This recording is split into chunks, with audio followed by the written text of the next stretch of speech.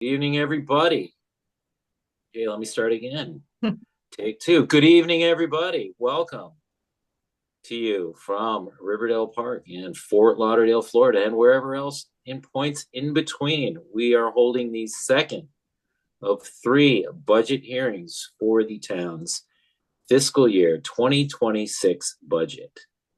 Our first one was on Saturday, this past Saturday, dealing with the first, correct me if I'm not wrong, 19 parts of the budget, dealing everything from general government to public safety and public works, administrative services, economic development, of which there is a recording online through the town website as well as on Facebook. Tonight, we will be dealing with the capital improvement projects portion of our budget, which we have laid out a number of items that we'll be going over.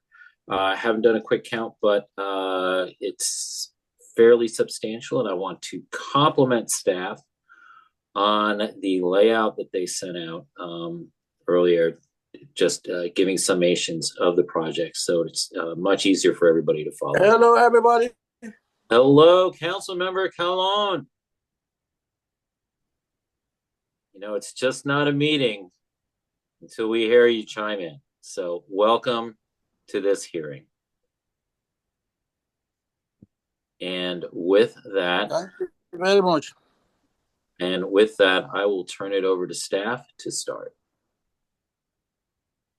Yes, good evening, Mr. Chair, Mr. Mayor, and members of the council and the community. As the chair indicated, we have a number of things to go through tonight. We do want to talk about some fund balances, as well as go through the summary of capital improvement projects. It's our intention to get through as much as is reasonable tonight. If anyone has detailed questions on the projects, what we would suggest is, instead of taking a deep dive, if there's projects that the council or the community would like us to take a deeper dive into, that we call those out for Saturday and do the deep dive then, so we can keep with the summaries this evening. That would be the staff recommendation. Okay. We've also have divided the projects up as best as we could. You'll hear from all of us tonight, including Newman and Laverne. So we'll be pinch hitting for Director Lewis, and we will do our best to. I think we've anticipated some basic questions that may come up and tried to include those in our summaries. So with that, I'm going to turn this over to Mr. Jones to get us started, and then we'll go from there. Okay. Thank you, Mr. Listician. Is everybody okay with that layout for the next two meetings?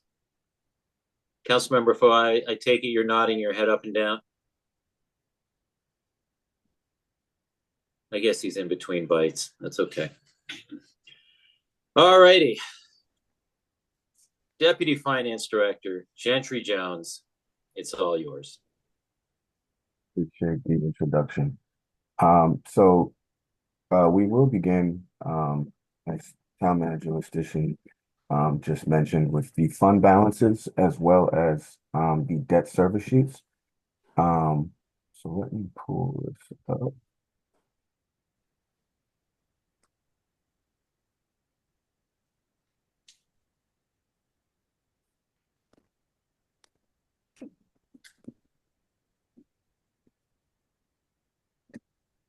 Oh, sharing is, can someone let me share my screen, please?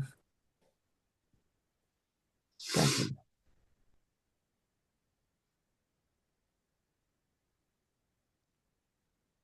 You should be okay, Gentry. Thank you. All right, so yes, the first part of this presentation is going to cover the fund balance sheet. I'd like to first start with the general fund reserve transfers. Here you'll see we have a general fund to debt service reserve amount being transferred of $322,906. General fund to CIP, that number is $1,140,226. We have a general fund to the economic development amount of $179,271. General fund to health and wellness fund is $50,000, and then the general fund to the operating budget is $147,252. So one thing I'd like to point out here is that for the fiscal year 2026 general fund to operating budget, it has been reduced significantly in comparison to the previous fiscal year. Um, in fiscal year 2025, we had $100,000 transferred into the operating budget from the health and wellness. We used revenue net expenditure amount of 77,380, and then 378,218, totaling 555,598. So the difference in fiscal year 2026 is we're not going to have to transfer as much money into the operating budget from the general fund, which is a good thing. Um, Next, I'd like to point out just the walk, bike, drive tax revenue. This is going to be consistent with what we did in fiscal year 2025. The tax increase that we implemented in the last fiscal year remains the same. So you'll see an amount of 351,435 flowing into the CIP, Capital Improvement Fund. And that is specifically going to be used for walk, bike, drive initiatives. And we'll see that in the next sheet, the debt service sheet. We'll see specifically how that plays out, as well as the CIP projects when we cover the funding there. And yeah, those are the main points I wanted to cover for the fund balance sheet. And then if there are no questions, I will move on to the debt service sheet. Thank you very much, Mr. Jones. Does anyone have any questions regarding this?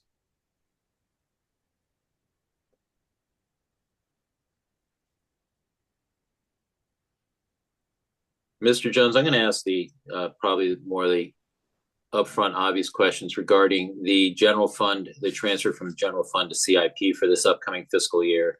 This is due to the number of projects that we're going to be reviewing over in the CIP portion of the budget, I take it. That's good. Okay. Reason I bring that up is comparing to the year before, this is quite a substantial amount, and look forward to seeing those projects getting underway and then to their completion later on. Absolutely. Okay. Any other questions? Mr. Chair, I think you have one in the chat. Yep, that's where I was heading towards.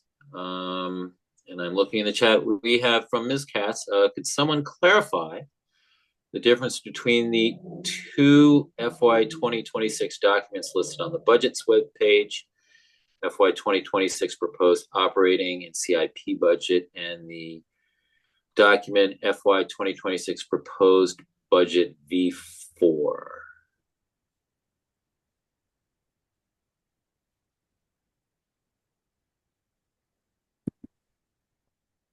So I just pulled up the website. Okay.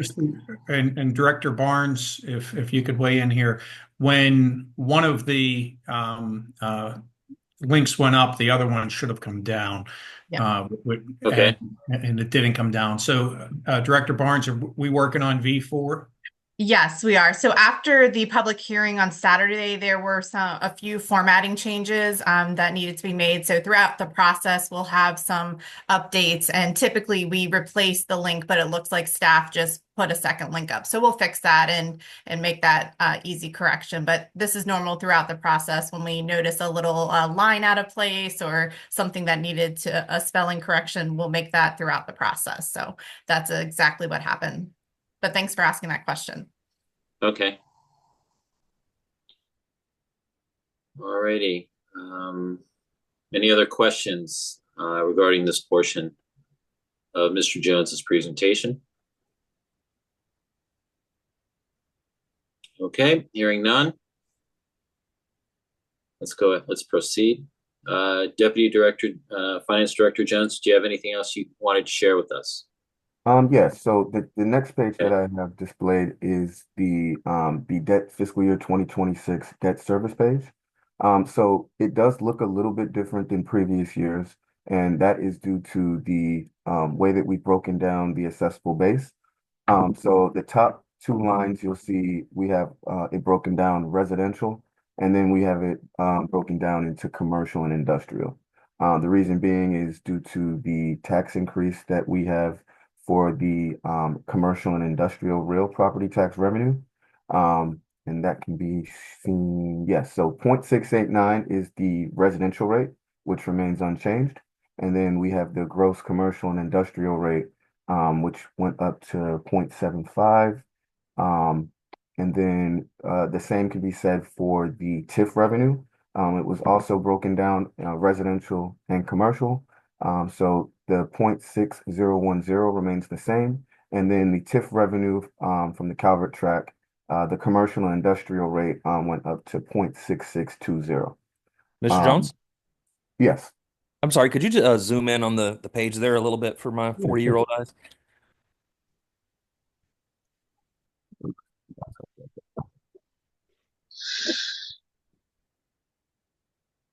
Is that better? A little bit. I could use bigger, but I don't want to hold us up. Try this. Carrots, Perfect. Mr. Smith, carrots.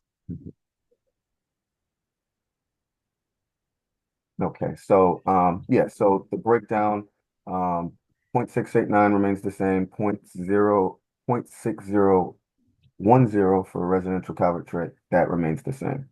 So the way that that plays out, we have the increase for the walk bike drive as well, which can be found here. This totals the 351 that was seen on the fund balance sheet.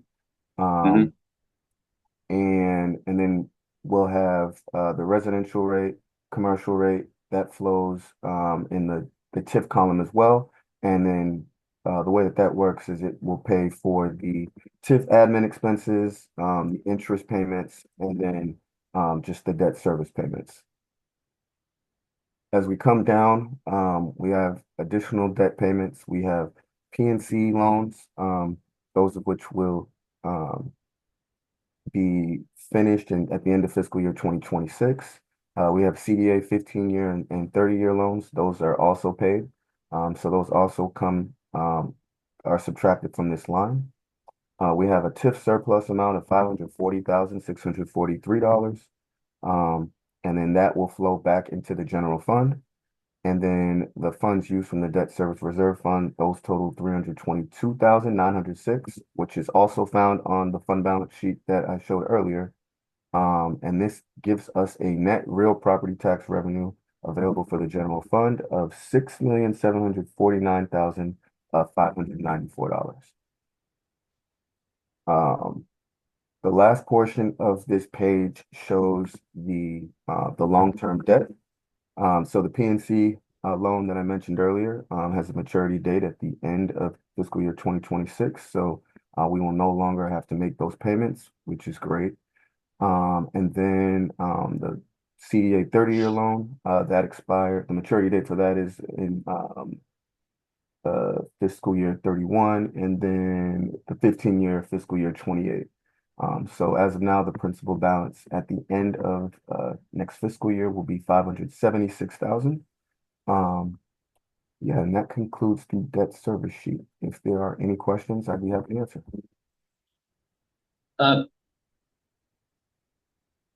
Uh, Deputy Director Jones, on the FY25 payments, the dates listed, those are the retirement dates, correct? Yes.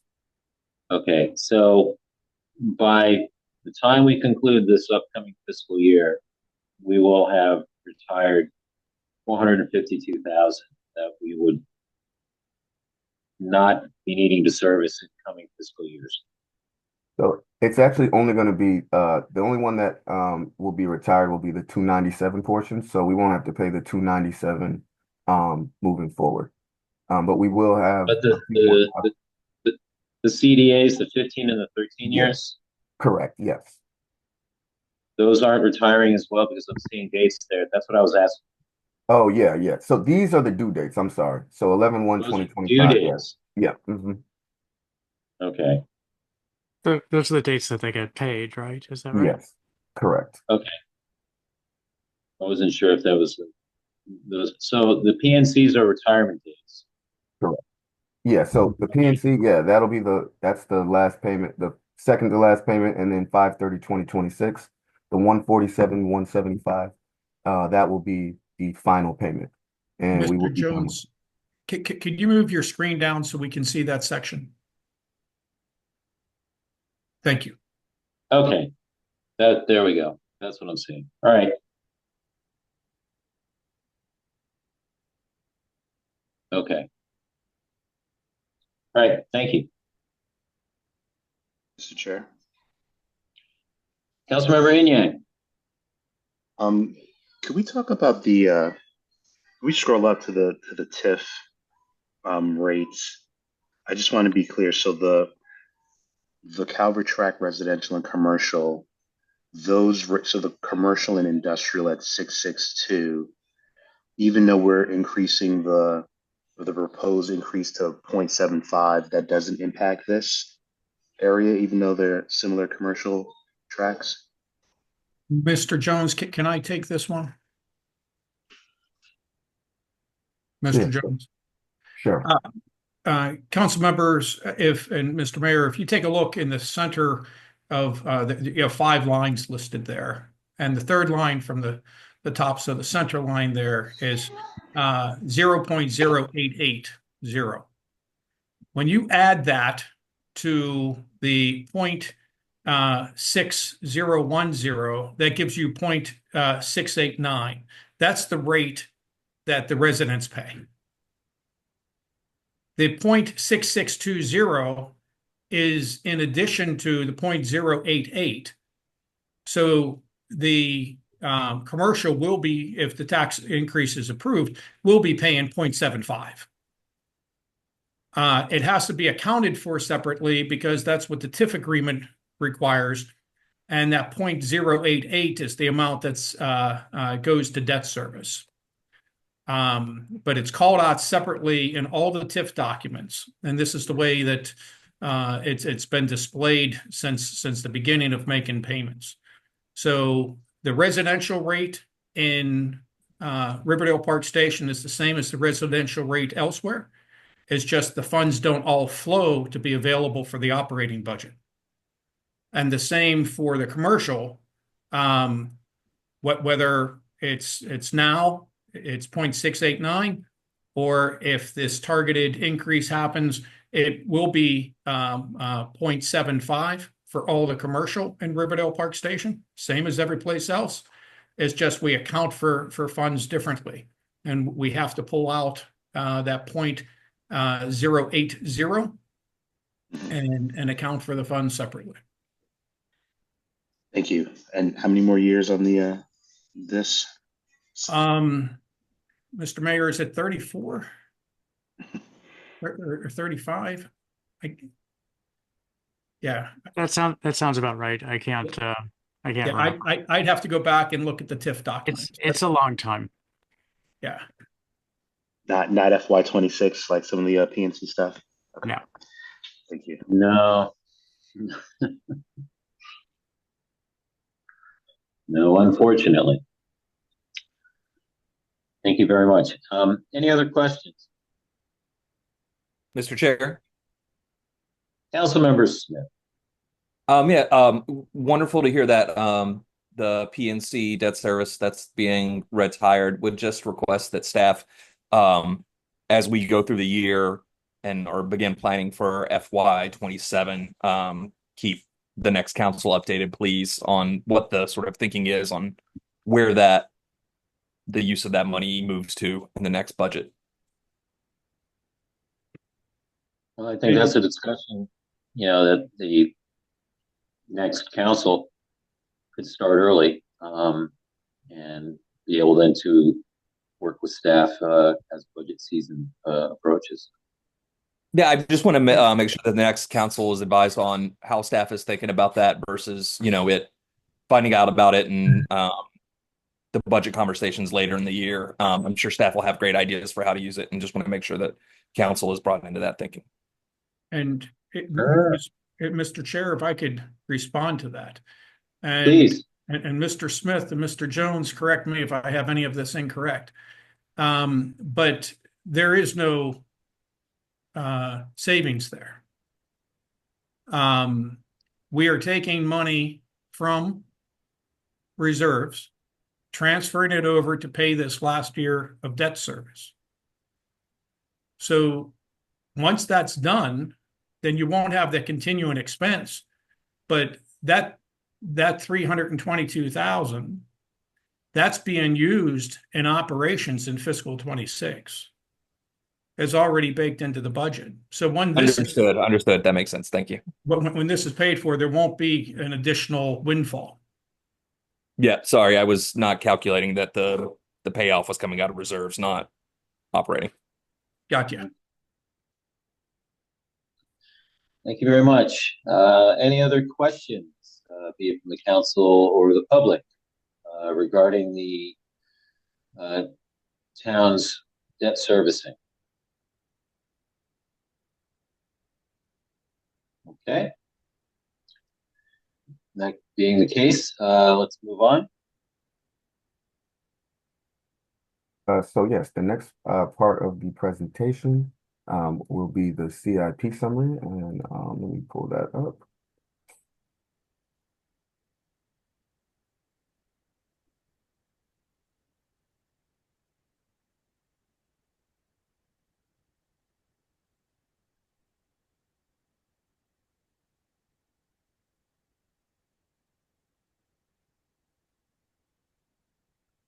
Okay, it looks like we have 2 pages on which we have listed 22 different projects, of which some have been completed, and others we're getting updates as to, or brief summations as to where they are on the project and or the nature of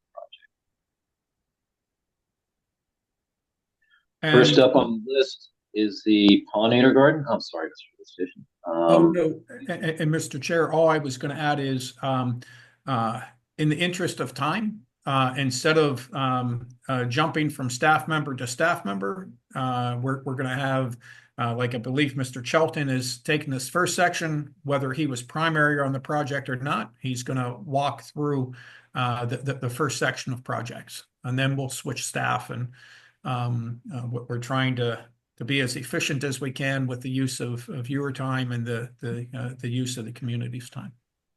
Okay, and the first section will consist of how many of the projects? That entire first page, or will be at a portion of that first page? It'll be all the community projects. So it'll be yes. So Mr. Chelton will handle community projects, and then we'll start divvying things up from there. Very good. Right, Mr. Chelton. Evening, Mayor and Council, and members of the public. The first project here is the Pollinator Garden Project. The first location for the Pollinator Garden Project has been installed, and I am working currently on the design with some members of the green team and some very kind consultants to help with the design and the actual implementation of the second site, which we're very excited about. It's going to be in the southeast portion of town, right across from the crossing on the paper street. I didn't write down the paper street because I thought I'd definitely remember the name. I've seen it 100 times. And somebody in the southeast section of town. Yes. Kennedy Street. It's Kennedy Street. I apologize. I just remembered. Yes, Kennedy Street. Okay, Kennedy Street. So along the paper Kennedy Street is where the second location for the pollinator garden will be installed, and we're also working on designs for a third as well.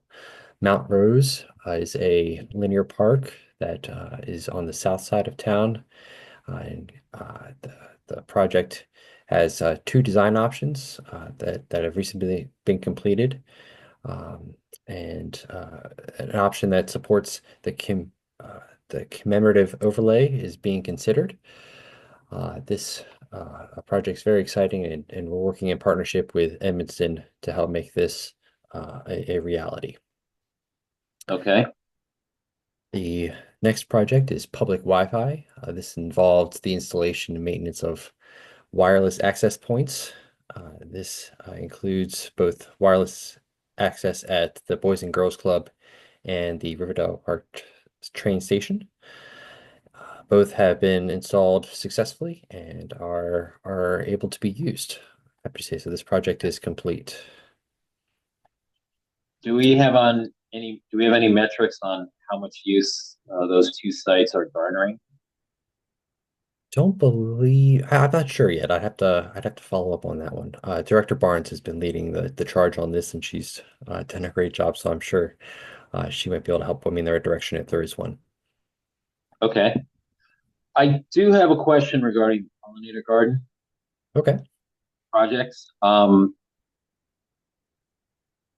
And the reason what brought this up or had me thinking about it was uh, the serpent at Mabel Munch Park, which lost its tail, unfortunately. And it reminded me of how we had previous years a beehive piece that the town acquired. And I was wondering, as these pollinator gardens are being designed, is the town considering incorporating that piece in one of the pollinator gardens? Absolutely. Yes. The intent is to include it either at the second location on Kennedy Street, on the paper Kennedy Street, or at the still rather early in the design process, third location. But yes, the insect house, I believe, is what it was Yes. called. And that is certainly part of our plans. Initially, the plan was to install the piece at the first location, but as the first location is in the center of a traffic circle, we were advised by numerous artists that having a sculpture in the middle of a traffic circle is a dangerous proposition for the sculpture, as drivers tend to miss the fact that there's a circle and make the sculpture have a much shorter lifespan. So they're calling it a key contributor to distracted driving. I'm not sure if it's the sculpture having them drive through the circle, or or if there's just an unfortunate bystander. But yes, it does Okay. sound like the sculptures are a victim. Okay. And being that it looks like if that piece is going to be out once it's established as part of a garden, it's going to be out. It's going to probably be more in the elements than what we had before, where it was out for a year and then it was brought in. Has there been considerations that there might need to be some modification or reinforcement of the insect house so it'll have a greater durability in the elements? We had initially talked to the sculptor a little bit, or the artist, about maintenance, but I can certainly follow up on our notes and follow up with the artist to see if there's Okay. any additional suggestions as well. Okay. Okay. That's all I had. Thank you. Any Absolutely. other questions? Can we just like pause right there at the first four and see if anyone had any questions? Anyone else? I'm sorry, Mr. Was this the part that we were reserving questions for Saturday? Yes, fair enough. I just wanted to make sure that I got that part in now because with everything I have going on down here, I didn't want to forget it. So thank you for that reminder, Councilor. And Mr. Chair, Yes. staff are prepared to answer questions. We were just thinking if there's anything for a deep dive, it may be more efficient to do it the way we propose, but but we're prepared tonight if you all want to handle it that way. Okay. I'm happy either way. I didn't mean it to be too much of a deep dive on that. I was just curious about those two things. I was considering more of a deep dive as being something if we were coming up and thinking about coming up on a project that we were And having Mr. a Chair, I'm debate. sorry, I wasn't trying to limit the questioning there. I was just making sure I wasn't uh That you hadn't misheard. about where we were on the agenda. Yeah. Okay. Mr. Chair, Ms. Okay. Katz has a question. Ms. Katz, please.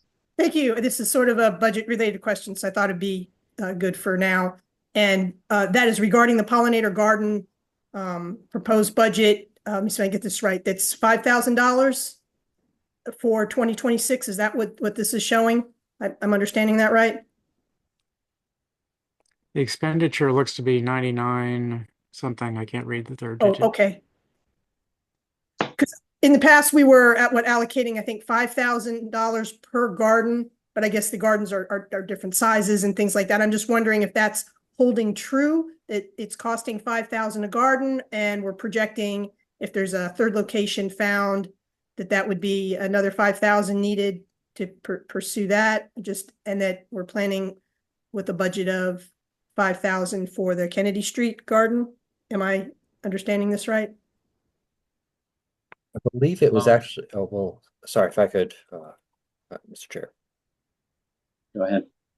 I believe that the first site was actually less than 5,000. I believe it was just under, well, it's just about $3,000 for this first site. So it was less than it was initially anticipated. I believe it was initially anticipated to be 5,000 per site. So it looks like we might be able to stretch it out and to include hopefully even another pollinator site as well.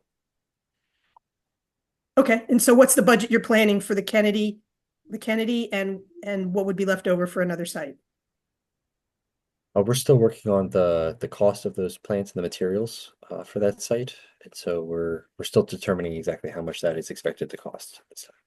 But so this budget, I'm just trying to understand the numbers in the budget. Okay, So if I could maybe provide a little clarity. So the first column with numbers is what we have expended or will expend in fiscal 25. The second is the amount that we anticipate expending in fiscal 26. And the third column, and correct me if I'm wrong, Mr. Jones, this is new money being moved into the project. So in order to spend your 9,992, we had to add $5,000 to the project. thank you. So the third column's new money. Okay, all right, thank you so much. Okay. Any other questions? Okay. Hey, Mr. Controller, can you enlarge the screen because the number are too small? We can't see.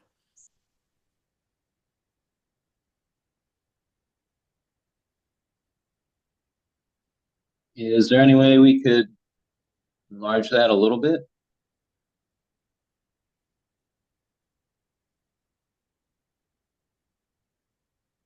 Okay.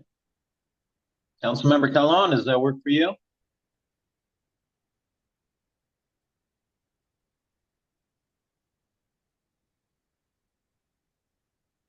Councilmember Callan? I said it's okay, it's okay. Okay. Yeah. Mr. Shelton? Thank you, Mr. Chair. Yes, I believe the next project is the community garden. This is a project that we started in 2020 as part of a food forest and community garden project. Now the plan is to install additional signage and additional community garden tools and implements. So the goal is to spend the rest of the budget on those items this year and help to flesh out the community garden a little bit more as well. The next project is the flood mitigation rain garden project. This is part of a town strategy to mitigate flooding in residential areas and improve water quality. I believe that this project is currently in the design and engineering process and the community engagement process. And the next project is the welcome signage project. The mayor and council had approved, I believe it was either last summer or last fall, some designs for the welcome signage in town. And I was recently, I think before the holidays, I was advised by SHA that the designs would need to be altered a touch in order to meet their guidelines and their requirements. So the engineering team is working on that now to make sure that those are safe on SHA median roadways. So we're just wrapping that up, but we anticipate having those welcome signs installed relatively soon. Okay. Town common seal. The town common seal. I Which is remiss to take this away from Miss Barnes because she was the one spearheading this and doing a great job in that. So as everybody is well aware, the town has a new common seal, and it's a great seal. This project is complete. And so okay. that kind of leads into the next project, which is, I believe, a new project in the CIP budget for this year, the implementation of Which common seal. Mr. Shelton, wise man that I know that you are, if you were to wanting to defer to Ms. Barnes to talk about that, I don't think anyone would object to such an offer. Ms. Barnes, would you like to say a few words on this? Certainly, I'm happy to jump in. So the mayor and council adopted a new common seal. It's lovely. And over the coming years, we will be implementing the common seal. So it's going to take some time to get some of our more expensive items switched over, but you've already started to see some things change with the new town seal, and we're going to continue working towards that in the coming years. Okay. Okay, and I take it this is covering a gamut of items, both large and small. Correct. It runs the gamut. The small things I think we've already the less expensive things I think we've done already. But we still have some larger ticket items that will take some time for us to phase out the old town seal and have the new town seal placed on there. Okay. Okay. Any questions for Ms. Barnes and or Mr. Shelton regarding these two items regarding the town common seal and its implementation? Oh, Ms. Katz. I don't have I'm sorry, I don't have a question on the common seal. I wanted to go back to the community garden. And to say that it looked like there's no more budget for 2026, correct? It's just showing that there is budget in the 2025 budget for some of the things that Mr. Shelton mentioned. Is that correct? I believe that is correct. Okay, Yes. so I just would like to mention to the council the initial design of we call it the food forest community garden. I'm assuming we're talking about the same thing here. Maybe we're not, so I apologize, but I'm thinking more about where the food forest is right next to the cages for the community garden. There was a design put together by, I think, Hyattsville Design Center.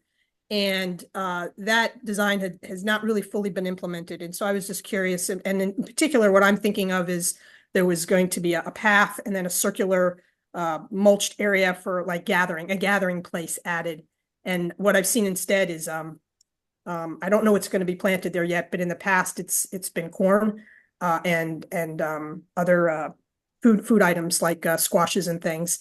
A large area is being tilled and well cared for, but not exactly. Just curious what that longer term vision is, because I'm not sure what's happening there.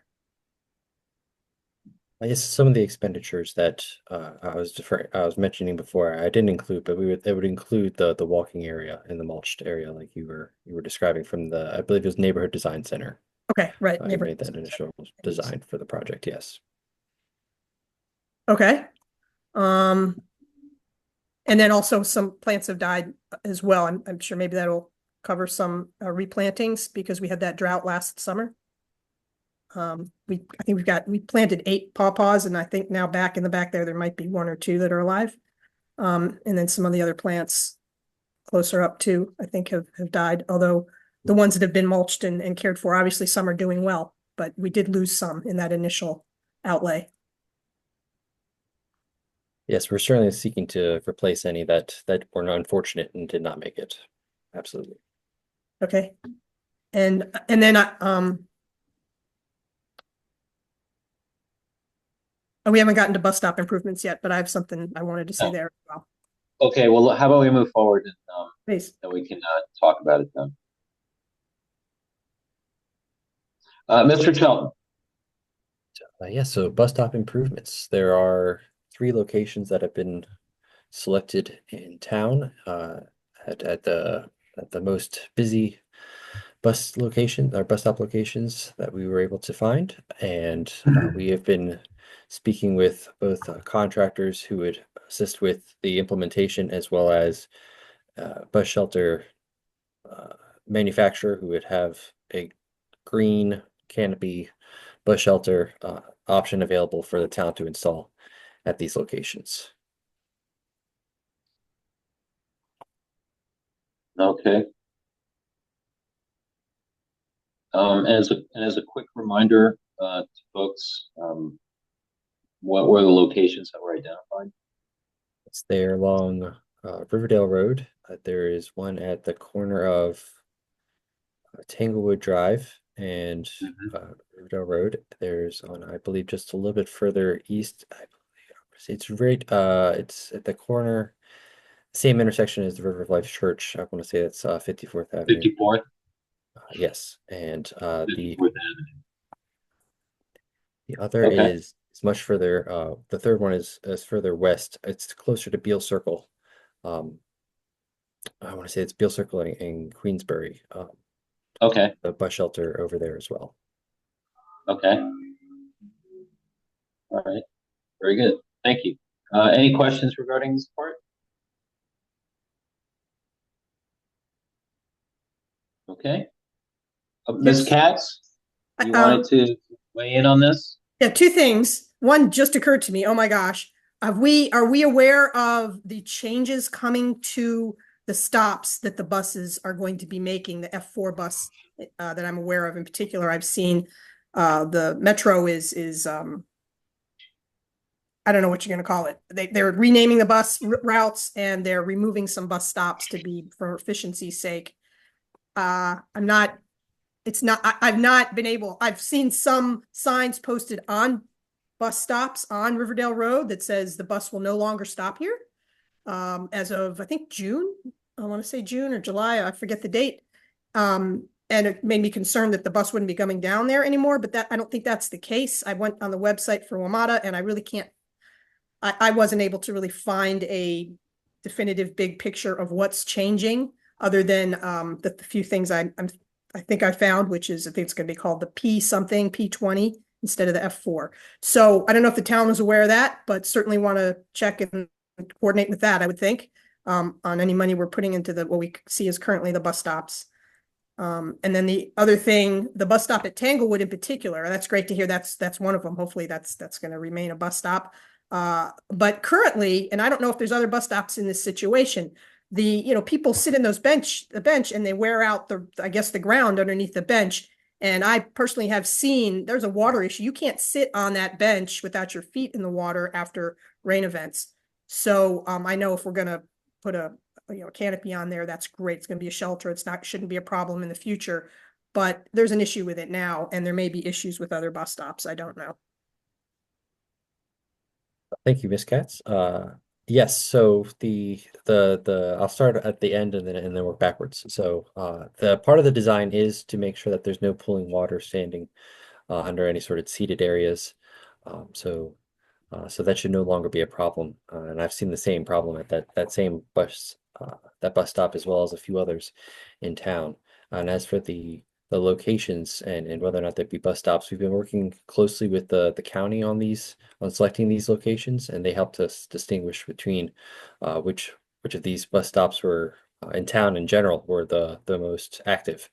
And so I will confirm that again with the county. I believe it's been a few months now since we've last spoke with them, but I'll confirm that again, that they understand that these are the bus shelters that we're going to install at these locations, and there's no issues with those bus stops. But thank you for bringing that to our attention.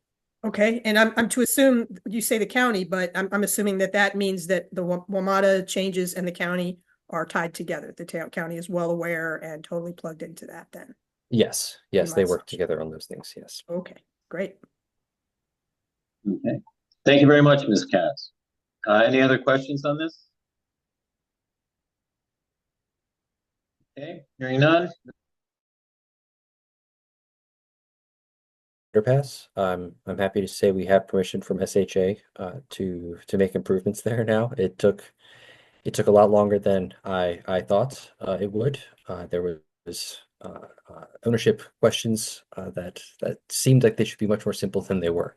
But we've now cleared those up with SHA, and we have permission to begin making improvements. And Mr. Newman Hader and I are working right now on an RFP for artists, and perhaps not even an RFP, but to some sort of way to attract artists to begin making those improvements and designing those improvements for the underpass. This project has been tied into the town center trail and parking lot redesign project. So any funds that were there previously have just been tied into the town center trail and parking lot redesign project, but the intent is still to make all those same improvements to the town center underpass. And so Mr. Hader and I are very excited to get the permission from SHA and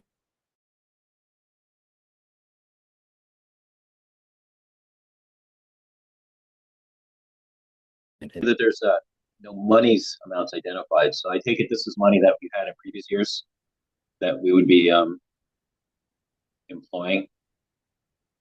yes, I believe all the funds that were set aside for the town center underpass were added to the parking lot redesign project, and this is just going to be folded into that larger CIP project because that's also another project in the same area that's overlapping quite a bit. So the intent was to not have the two be separate projects and to combine them into one.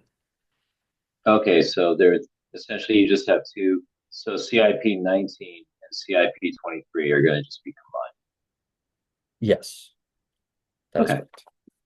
combined. Okay. And that represents that 50,000 of new money in the third column. Yes, that's what I'm seeing there now. Okay. Look forward to seeing that. I know Councilmember Foe is probably ecstatic to be seeing this move forward. You know it. Okay. Any other questions, comments on this portion? Okay. Mr. Shelburne. All right. So the next project is the Adam and Emily Plummer Park. The work began on the stormwater infrastructure for this project in this current fiscal year, and it will be completed along with the Lazy Meadow plan in the next fiscal year. This is a project that we've been working on for quite some time. We're happy to see such movement on this project. Likewise, I'm looking forward to seeing that coming through and coming to fruition. I know it's been a very long time and glad to see it move forward. Any other questions or comments? No? Mr. Shelburne? Thank you. The next project is the commemorative overlay project. This is in part Adam and Emily Plummer Park, also in part a little bit of Mount Rose. This is a collaboration between the town of Riverdale Park and the Harvard Loeb Fellowship Alumni Association and the Riversdale House Museum to incorporate more historical and interpretive elements into the park and create a reflective space that honors the lives of Adam and Emily Plummer and other enslaved families who labored at Riversdale. So this is a new project, a new CIP project in the budget book for fiscal year 26. and there is $25,000 added to this project for this upcoming fiscal year. Okay. The next project is 54th Place Pocket Park and Tot Lot. This is a project that we're very happy to see completed this year as well, this fiscal year as well. This is on 54th Place, not to be confused with 54th Avenue. It's the street 1 block east. This was previously just an alleyway, and now it is a community park that families are able to utilize, and it's a great addition to our neighborhood east of the river.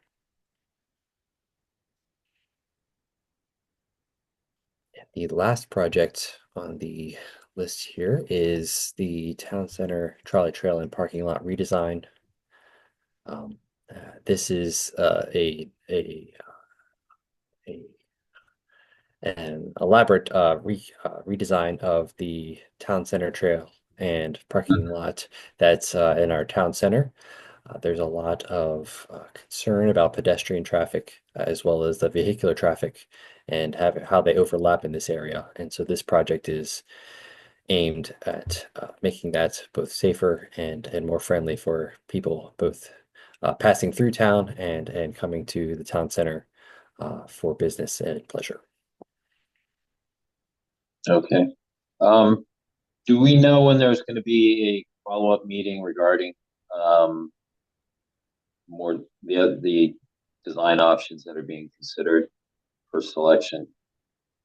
Another like town-wide meeting like we had at the beginning in January? Yes, Director Barnes is coordinating that with Rodney Tishu. Director Barnes, can you tell us when those meetings will be scheduled? I can. It's actually perfect timing. We have a couple of things. Mr. Barnes will be back to the mayor and council on May the 12th. There will be some special outreach on May the 15th at the farmers market. So from 3 to 7 in that area. And then a community meeting right now is tentatively scheduled for May 20th. So those are the three like in-person outreach, but there will be lots of opportunities to provide feedback via email, and there will be a hub on the website for folks to look at previous presentations and things like that. Okay. Okay. Well, I look forward to staying to that meeting. I know a fair number of folks are curious as to how that's going to move forward. So, Mr. Chair. any other questions? Councilmember Smith. Yeah, I just like many members of the council, I was over in Ward 5 for the River of Life Church event the other night, and had an opportunity to drive by the 54th Place Pocket Park, which around sunset on that evening was full of kids playing, running around, laughing, and enjoying the space. So I just want to commend staff for just an incredible amount of really great work on that. Thank you, Mr. Chair. Thank you, Councilmember Smith. I couldn't agree more. And thank you for making that observation. Do you have anything else? I see your hand is still up. Oh, okay. Any other questions, comments regarding these two items? Councilmember, Austin Space that needs an awesome name. Indeed. I think that's something that the new council can put on its list and see if we can find something during the next term.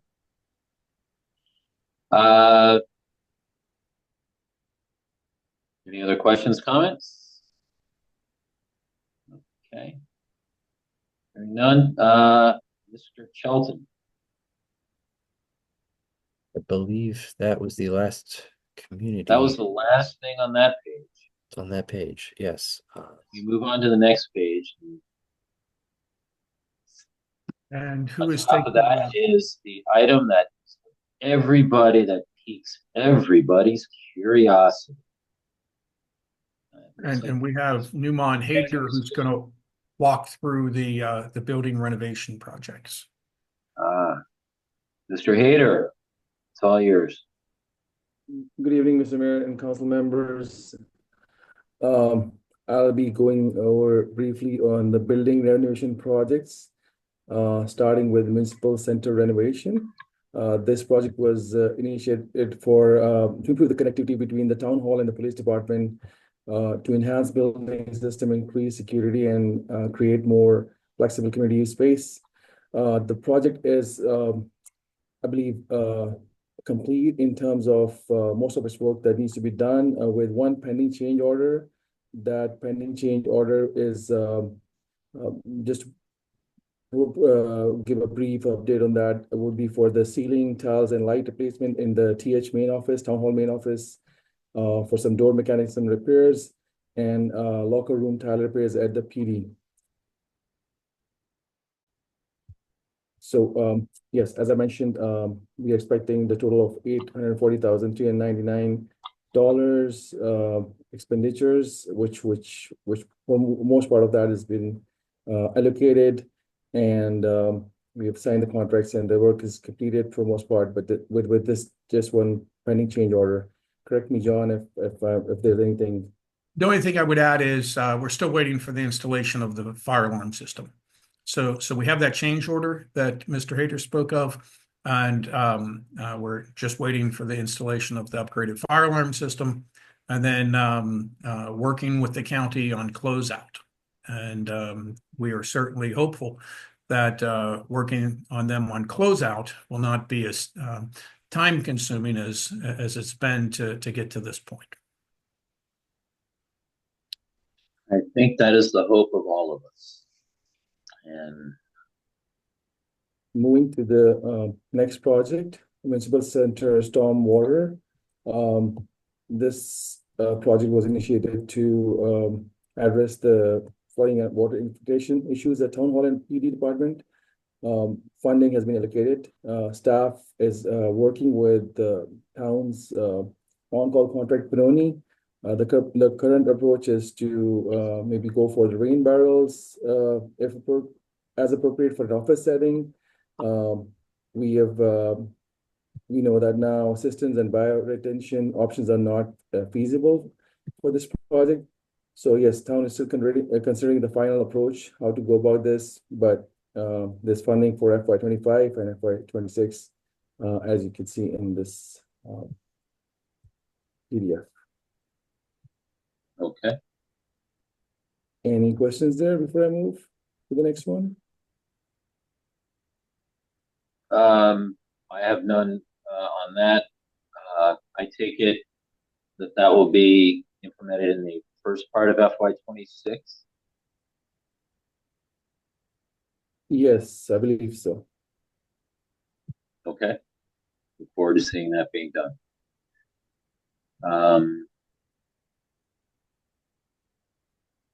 Did you want to talk to us about the weatherization and stabilization project for the buildings? Yes, this project, I believe, is complete. Okay. And John, do you want to say anything? No, that we completed that project, and then we moved on to a new project at the Boys and Girls Club. Okay. Which is the next one. So we've made quite a few improvements there. We also need a new name for that building. But it's probably good if we arrange for a tour for the mayor and council to see the improvements that have been made.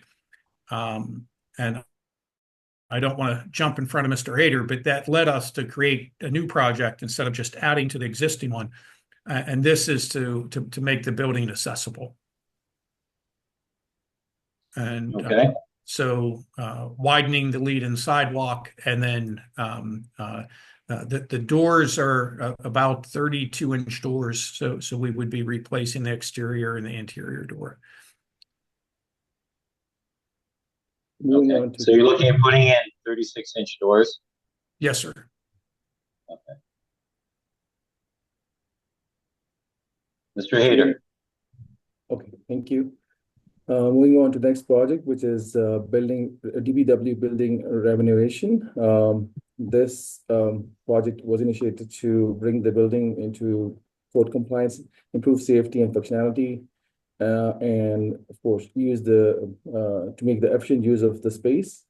The project begins, I believe, in we have funding for 2026, and it includes a fire alarm upgrade, new entrances, and back wall replacement. So that's the beginning. That's the main work that needs to be done for upgrading this. John, Okay. anything you want to add there? If I No, missed anything? Okay. The next one on the list is building demolition and parking lot development. This was to remove unsafe structures and convert the area into parking lot. There's one I would say issue there is that the project is currently stalled because we need to hear from DPI. Town has requested DPI a meeting. I believe this is scheduled next week for a hydrology study requirement that DPI has requested. Town would like to discuss that further with them as it seems to be something that needs to be discussed before it's finalized that it needs to be done or there can be a waiver, I believe. so I will add to this one. If there's any project that has current roadblocks or complications, it's this project. Mhm. And so we've been working towards this for quite some time. The engineers have originally had completed their work, and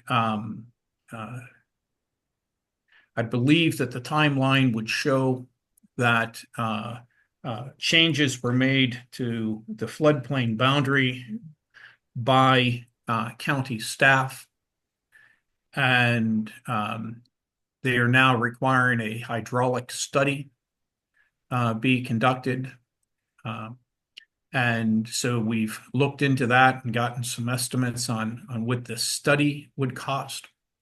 And the numbers that we received back is the study will cost $95,000.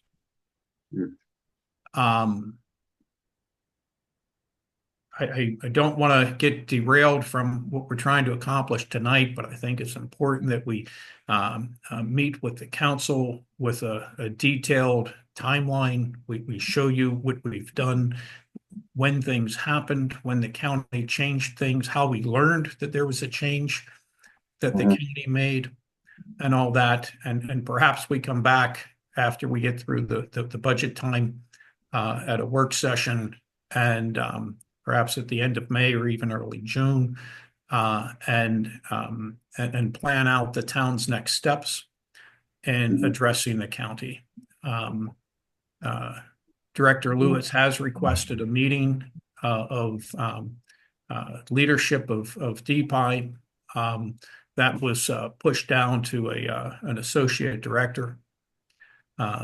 Nothing against the associate director, but we're trying to meet with the decision makers, not a negotiator. And so we're working through this, but I do think that we will, once we have everything mapped out, have an ask or two of the council to weigh in with your counterparts on the county level to try to bring about the appropriate resolution here. The anticipated expenditures to complete the project are $567,000, and they're saying you have to add this study, which is $100,000.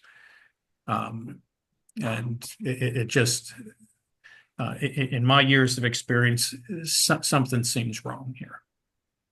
And I'll leave it at that. Okay. Mr. Chair? Mr. Smith. I just wondering if staff has as they've been through this process, any knowledge of sort of like how many vendors there are that would do this study in the area? Oh, well, it's an engineering firm, and so there could be any number. We actually think that the 95,000 is an appropriate cost for this study, but the fact that it's being imposed on the town at this late stage in the process, and because they changed the rules during the process, that's the issue. If we had Sure. known. I was just curious as to whether such a change might have been connected or related in some way to a limited number of Yep. vendors could accomplish that. But thank you for clearing that up. Yep.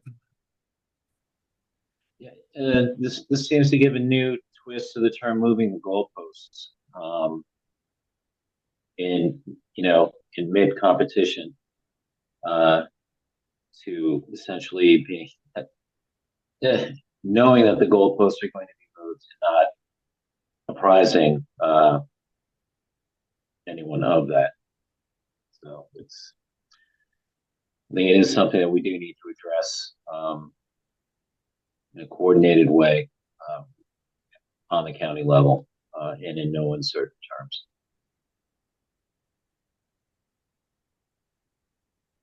Next item on the agenda, the pedestrian walkway and Queensberry Road security. Would that be It's Mr. me. Hader as well, or It's me. please, sir, go right ahead. Moving on to the next project as mentioned here, pedestrian walkway and Queensbury road security. This was to enhance pedestrian safety and site security along a key corridor near the municipal center. The project has a total funding of 177,246 that was spent. I believe this project is complete, but again, John, correct me if I'm wrong. Sorry, I was just taking a sip of water. Um, we are going to be adding some extensions to the fence. So if the mayor and council have not been over there yet, I'd encourage you to go and see that improvement. But we do want to extend the fence both on the east side to channel any walkers out into the park and not have them circle back into what is our DPW yard, if you will, and to also help funnel any pedestrians to utilize the sidewalk. So we do want to extend the fence out both on the east and west side. Okay. Thank you, John. Okay. The next project, sorry, you want to say something? Oh, no, go right ahead, sir. So the final project on this list is Municipal Center Accessibility Project. The project will get underway in FY2026 and will involve preparation of a workable design to provide accessibility between Town Hall and PD Department. With this will be the final project on this list. And the only thing I would add, just Yes, sir. in complete transparency, there was a mistake made with our design professional, and so now we have to correct this. The contractor did as instructed, and they put 2 steps in when things should have been reconfigured for a ramp. And Okay. so we have to make the now connected buildings accessible. So we're working through some options on there, but we believe that 35,000 will cover that. Okay. As mistakes do happen, we learn from them and move on. Any questions regarding past items here that we reviewed, be that from the council or the public?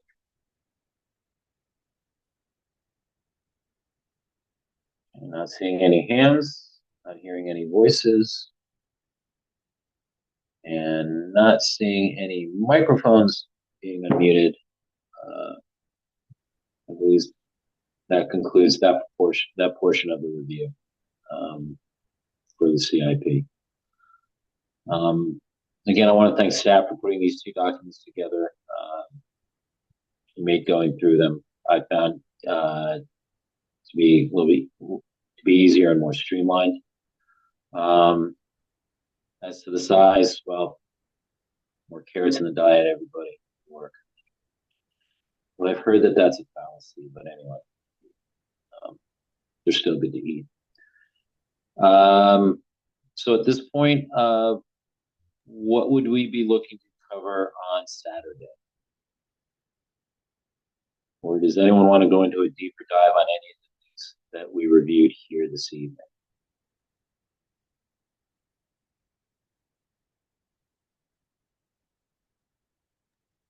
Mr. Chair? Yes, go ahead, sir. Could I ask a question about the Adam Emily Plummer Park and the funds there? I know there were sure, go right ahead. There was talks about like how much of the fund are part of the stormwater management stuff that's happening versus net new funds versus the tree funds that I think maybe have been used already, but I would love to get some clarity in terms of the source behind the funds for that project. Okay. Mr. Jones or Mr. Shelton? So I certainly can speak to the tree money, for lack of a better term. There's a county tree conservatory or conservation fund that the K Fritz enterprise was required to pay into when clearing out the existing forest area for Riverdale Park Station. That provided the town with $100,000 to purchase new trees, and that accounts for at least $100,000 of the $505,000 for the project. I'd have to defer to either Mr. Jones or get back to you after speaking with Miss Lewis about the portion that is for the stormwater management. Mr. Jones, do you have any more information on that? I don't. I think we'll have to get back. Okay. Thank you. Okay. Thank you, Councilmember Inyang. Any other questions from council and or the public regarding what was covered here or with the debt servicing portion of the presentation? Okay. Not seeing any hands, and mics are muted. I believe then that would conclude our presentation for the evening. Is there anything else that staff wanted to add that they feel? Mr. Chair? Yes, sir. If it's pleases the council, we still have the technology upgrade projects and a few others that we could present to you this evening if that works for everyone. Council?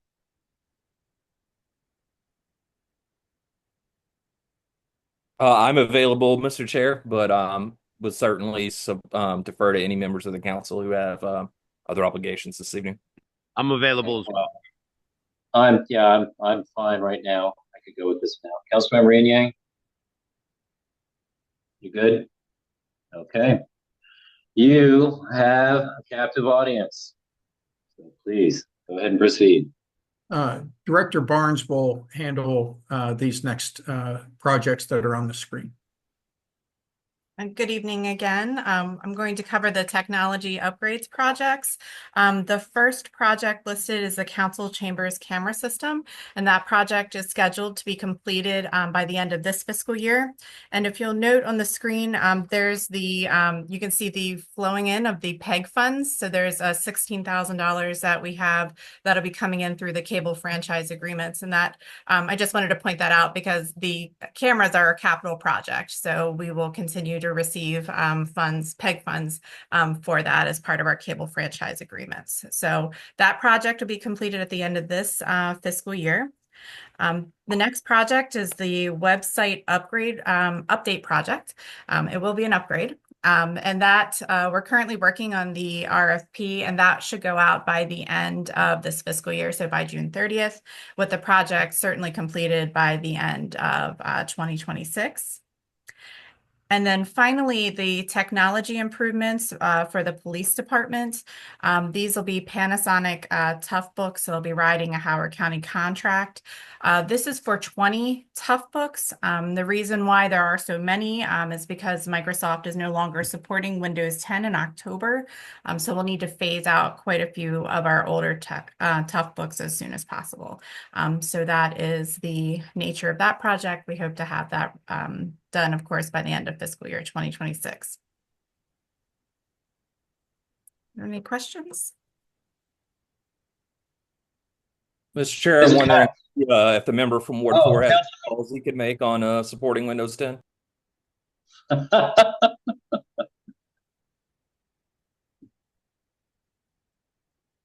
good question. No comment. I'm shocked that we're still using Windows 10, but I'll leave it at that. Well, I think that the thing that I just find amazing is that, you know, with a software upgrade, then it also needs to require a hardware upgrade as well, and that it hasn't come to the ability to design such software upgrades so that they can be incorporated into current hardware. But I am not a code writer nor a chip designer. Ms. Katz. If only you were. If only you were, though, you'd be set. That would be wonderful. No, that's okay. Yeah. Stick with other things. I just and this might not be the meeting. Maybe this is a Saturday topic, but regarding the website update and the RFP that's getting ready to go out, I'm just really interested in what the town is considering this update. What is meant by the update, and there's certainly I'm interested in what features might be added to the website, and yeah, I'd like to know what the 60K has been allocated for or is being proposed. You know, what does update mean? Because there are certainly some other things, and maybe I should have provided that input earlier in the budgeting process. That would be nice to have with the website. Certainly. So we'll be focusing on obviously functionality, making sure there are some interactive features for our residents.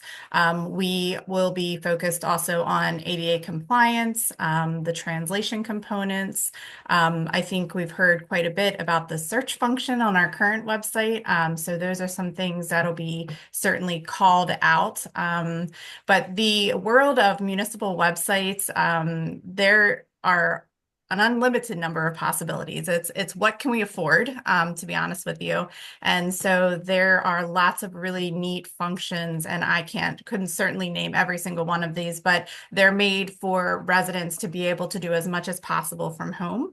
And so we will be focusing on those things. It also has to interact with the other products that we have currently. So finance will be getting a new system on their side. So we need to make sure that works. And then we have other vendors that we work with, for example, for automated enforcement and things like that. So there's a lot of pieces that have to fit together, but the possibilities are, I don't want to say endless, but there are just lots of products out there, I think, that will bring some great things for our residents. One other component is we also need to look at it a little differently. Residents don't always think of things in the same categories that we do. And so we want to make sure that the information is really easy to find. So Director Barnes, if I could ask you a question. I think at the heart of Ms. Katz's question is how is a resident, and Ms. Katz, if I have this wrong, let me know, how's a resident going to communicate their concerns and what they would like to see in this new website so it accomplishes all the goals that you talked about? What community outreach, what sort of functions are we going to host so people can weigh in and communicate what it is they would like to see on their town's website? Certainly. So we, just like every other project, we're going to request some public feedback. We've already gotten a bit of it, but before we start the project and before we finalize this RFP, we do want to hear from residents on what they're looking for. So like I said, we have received some feedback already, but before we go to launch the RFP, we'll seek out, likely through our communication platforms, some additional feedback from residents and businesses and investors, things of that nature. Yeah, I definitely appreciate that before the RFP goes out. I think that's important. And yeah, I wasn't aware there was input, being provided now too.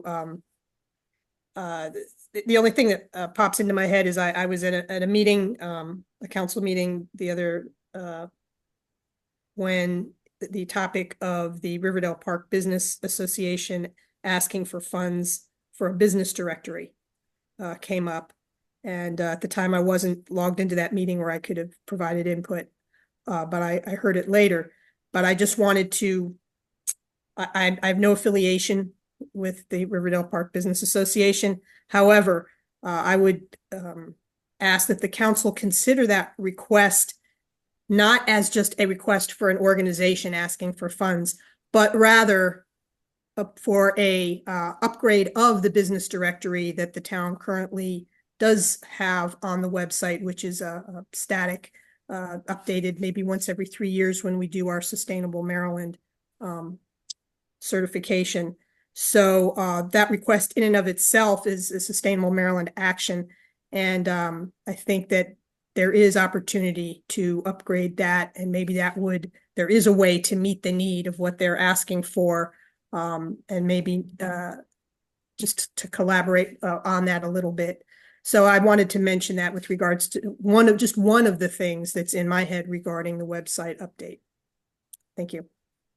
Certainly. I apologize for not including that in our list, but that has been part of our discussions as it relates to the RFP. So that will be included and focused on. Good to hear. Good. Thank you. Thanks. Ms. Cass, do you think it's something that the Sustainable Maryland group could help with on a yearly basis for the town updating that list so it's more accurate? That's a reasonable request, but really, I don't think so. What I would do is, and I'll do this with you, Council Member Lingua, is to send to you the description of that action from Sustainable Maryland, so you can sort of understand the context of what they're talking about with that.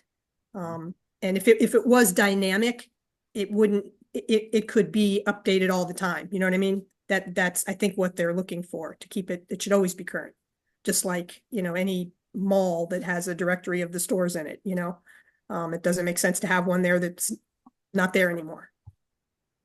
Okay. So I think it's time to updates on the website. And I don't want to get sidetracked, Mr. Chair, but when Mr. Shelton presents on the planned economic development activities, we have on our list to have an updated dynamic business directory. So that's included in what we are planning on doing. Okay, so it sounds like this is something that the town is looking to commit resources to do and be able to have something that's dynamic. It almost sounds like then that this supposed request would almost be redundant.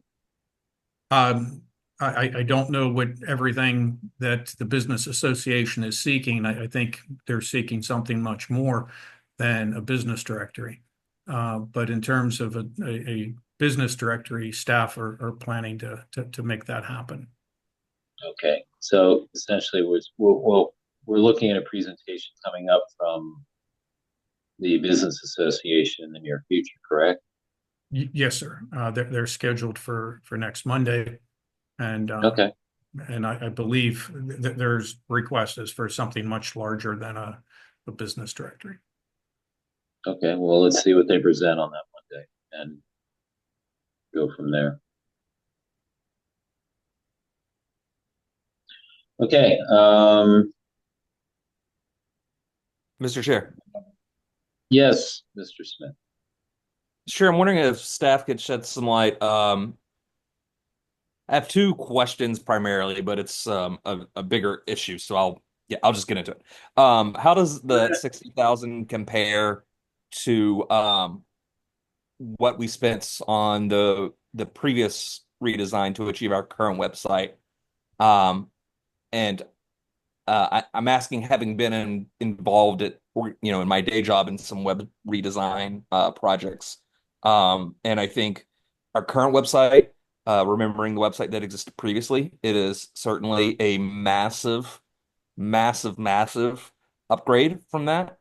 Um, I also think we can do better, and having talked with staff about this at various events, I think there's agreement there. But I want to make sure, to the point Ms. Barnes-Bane, about what we can afford, that um, you know, we've got to be responsible fiscally and all that, but also, like, web redesigns take a long time. And so when we get this one, this is the website we're going to have for several years until we decide to budget more for another redesign. And then that redesign is going to take another year or more. So I just want to make sure we're budgeting enough here to get it right, because I know vendors tend to charge rates that they know the client can afford. But other organizations I've been at have paid significantly more than this to get a good quality website, and I want to make sure that we're looking at a figure here that's enough to have something that's going to meet residents' needs. Certainly, I think that's a really valid question and point. When we went through the process, I think it was in 2017, we found that a lot of the municipal website vendors base their prices off of the size of the jurisdiction, and then on top of that, the modules that are chosen. And so the change from the previous website to the current website was a huge leap. It was like unbelievable difference. But we do agree that times have changed, and there's a lot of other features that I think our community would benefit from. So it might be more of seeing all of the different features and deciding what we can afford. I always like to say, like, we're not really the Lexus type. We're not looking for the Lexus. We're good with the Toyota, but we might fall somewhere in between. And so we have to really look at those things. But what the experience I've had with the municipal websites is it a lot of times is based on population. So that price is sized to the size of the jurisdiction, and then how many additional features we add. Perhaps I'll be surprised and there'll be something else out there, but it seemed that 60,000 appeared to be more than enough based on what we had done back in 2017. Understood. Thanks. Yeah, and I agree. I think we are I'm a union man, so I'll say a Ford town instead of a Toyota town. But let's make sure. And I know staff is on this, but just to articulate the value here, like, I'd like to have the top trim of whatever Ford we get here. Something we can grow into, because as we all know, like I said, this is what we're going to have for a few years. The technology will advance in that time, and then by the time we decide we need a new one, it's going to take another year or so to get that online. And we want to make sure we get something that meets the community's needs. So if the case is that staff identifies we may need some more on this budget, I would, as necessary, would be supportive of that. Yeah. Okay. I was thinking more Cadillac versus GMC, because my niece is at a GMC and she liked it a lot more. I said Ford, not Lincoln. Oh, I know. I understand. So, yeah, I take this. I appreciate your sentiment. And that's just part of it, and it's finding that. And I think also it's looking at the challenge of being able to have a website that is interactive with whomever is trying to access it to accomplish something, and being cognizant of the fact that a vast, fair number of folks are using phones to be able to do that, to be able to access sites, and that's a real challenge to be able to do that, to have a site that will work that way. Councilmember Inyang, please. stop me from going on. Uh, uh, um, I agree with my colleague from the first ward of we only have so many opportunities to do this that we should uh, however we land on the analogy, if we're picking the Ford, I think there are certain things that if it means a premium, uh, it's a premium feature that we should prioritize it. I personally think that from a structural standpoint, if it needs I've never been a fan of vendors who specialize in particular areas. Websites are like commoditized, but then I only, folks who specialize in websites for municipalities always sort of rubs me the wrong way. And if at all possible, sort of casting a broad reach in terms of how we advertise this, because I think the website that we're talking about is somewhere in the sweet spot of probably half of what the best looking municipality website is, with features that don't currently exist. As a technologist and developer of Gen AI for many years, I think the idea of websites being archives for residents is just that's a decade old way. And so if we're going to build something for the future, it needs to be something that I can just ask what I want, and it sort of it provides and learns based on how people are interacting with the websites to sort of serve data. So, not to get too technical, but I think as we think about what the RFP is, I think we should um, uh, sort of aim for features that I think as we get community input that we feel like are important. And if it means that we need more funds or we may need to like delay it to expand sort of the search or the broad, like I think that's a worthwhile thing because the worst thing we can do is get a website that is slightly better than what we have now. And and it Throwing it shortly thereafter. and then having to replace it shortly after or being, annoyed with what we have. Okay. Okay. So essentially, you're thinking, if I understand right, you're thinking, let's while we're conscious of cost, let's not have it be an inhibitor of something that could be of great value, even if it is only slightly more. That its value could really outweigh that additional cost. Is that correct?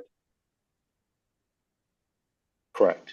I think even getting a list of some, whether we call it non-negotiables or things that we feel like these are important that this website needs to have it, and sort of working from there, and then and sort of negotiating afterwards and seeing what the market comes back with. But I wouldn't want to get something that necessarily fits in a budget but we don't feel like it meets the needs for what the town will need in 2030. Okay. Okay. Okay. Um, Staff, does that help enlighten your approach to this? Certainly does. Thank you. Okay, great. Mr. Chair, if I may. Mayor Thompson. So I just want to mention that we shouldn't get caught into this analogy with cars too much because, of course, once you buy a car, then it doesn't tend to do much except depreciate over the course of several years. And it is entirely possible with the right vendor and the right backing technology to add additional features to change things out mid-range in a way that you just can't with a car. And so just keep that in mind. Don't be looking at Toyotas versus Fords versus whatever else. Just think of it as we're buying a toolkit, and some of the pieces that we put together at first will look like something, but we can add things on later on, and we can take things off later on if we're finding that we're not using them too much. So just something to keep in mind. Okay. Yeah. Okay. That's fair enough. So we're talking about that nice Sears kit. Is that what we're talking about?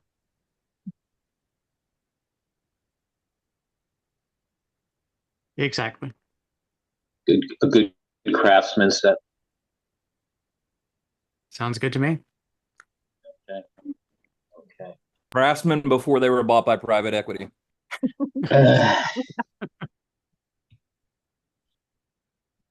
knew something like that was coming. Okay.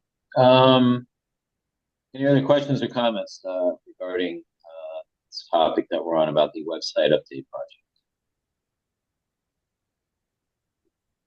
Okay. Not seeing any hands, and mics are staying muted. Staff, go right ahead. Certainly. I'm going to cover the furniture and equipment projects next. And they're two Okay. small projects. The office furnishings project has been completed or be completed in fiscal year 2025.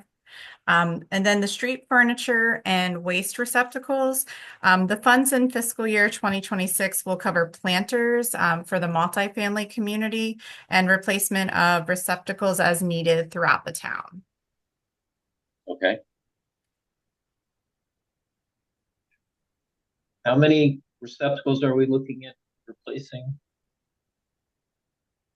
We'll get that back to you in an email update, or we can have that answer for you on Saturday, sir. We'll Okay, Saturday or even the Monday. Yep. We'll inquire with Director Lewis and we'll get that answer for you.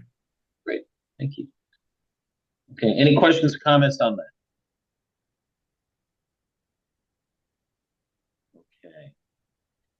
Okay. Ms. Barnes, I think we're going to talk about engineering, or we're changing over now because we're moving on to engineering services. So it's being handed over to me. I'm gonna ask Mr. Jones. I appreciate the size of the font being enlarged, but I don't think the CIP numbers are as valuable as seeing the dollar amount. So if you could slide things over, we can see what the project name is, and then we can see the 3 columns. Thank you for that. Engineering services, we put money here for projects that or ideas for projects that come up during the year. And so we created this account probably 4 years ago, and it really helps us as we're doing preliminary work on proposed projects for the next budget year. And so we added a little bit of money there in fiscal 26, and we anticipate expending $20,000. Okay. The Natoli Place and Lafayette Avenue redesign, we heard from Director Barnes earlier. A series of public meetings are to be coming up about these projects. Okay. So this and the trolley trail realignment. As the mayor and council know, and some members of the community may have seen, there's 3 basic designs, and as it for both projects, and as it relates to cost, you have something that's a lower cost, medium cost, and a higher cost. And so in putting together the budget for these projects, what we're trying to do is span both of those projects over fiscal 26 and 27. And we're trying to then be able to fund it where if the mayor and council choose the most expensive, I was going to say the Cadillac version, but we're staying away from cars now. But if the more expensive ones are what's right for the town, then by having the project span fiscal 26 and 27 in terms of construction, we think we will be able to have sufficient funds there for both years or for both projects in total. So so we have some money, we're adding money to it, and if need be in fiscal 27, we'd be able to add more money there. So if you wanted the project's design that has a higher price tag, if that's what's right for the town, then certainly I think we'd be in a position where we could make that happen. So we're trying to plan fiscal 26 and fiscal 27 as it relates to those 2. I'll call both of those projects kind of flagship or legacy type projects. I mean, to dramatically transform the town center. And so we're trying to plan it over those 2 years. Okay. The stormwater improvements, let me just check my notes on this. This is the one at Beale Circle. So what we have in the budget book is that we're moving forward. We're putting additional funds in 26 to pull this off. And we're looking at and having funds flow to us from the county municipal participation program. But we have not received confirmation yet, but it's our understanding that there are funds coming to us from the state Okay. For this project. And in the summaries that we've seen, I haven't seen where it says Riverdale Park, but I have seen in writing where it says Beale Circle, $100,000. So I imagine that money's going to flow to us. We're working to confirm that. But if we are able to confirm that, then that's going to really help us in bringing that project to fruition.